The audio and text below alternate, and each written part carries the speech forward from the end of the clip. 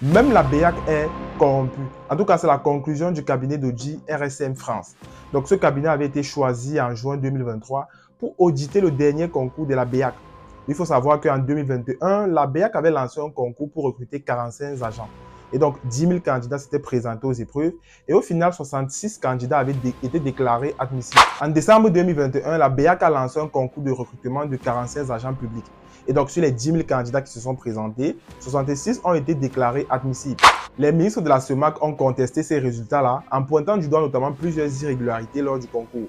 Et donc, l'ancien gouverneur de la BEAC, M. Abbas Mahamat, avait justement été soupçonné d'avoir favorisé ses proches. L'audit a commencé en janvier et là, le cabinet a remis son rapport à l'actuel gouverneur de la BEAC, M. Yvon Sana Bangui.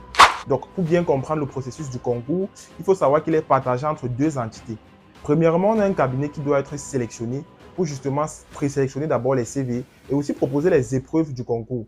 Ensuite, on a la BEAC qui va s'occuper justement de la logistique du concours, c'est-à-dire louer les salles, imprimer les épreuves et aussi apporter le matériel aux candidats. Selon le cabinet parisien, plusieurs irrégularités ont été observées. Premièrement, on a le choix du cabinet AfriSearch au détriment de APAV. Il faut déjà noter qu'aucun appel d'offres n'a été lancé et aussi les candidats proposés par AfriSearch étaient incohérents et ils étaient dédoublonnés. Donc, on avait des candidats qui étaient présentés sur plusieurs postes. Mais malgré ça, le cabinet AfriSearch a été choisi au détriment de APA. Deuxièmement, 13% des candidats déclarés admissibles étaient tout simplement inéligibles.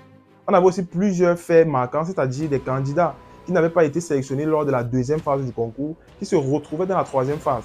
Je pense que les Camerounais sont un peu habitués à ce phénomène-là lors des concours. Et troisièmement, on a eu plusieurs défaillances de la BEAC qui devaient s'occuper de la logistique.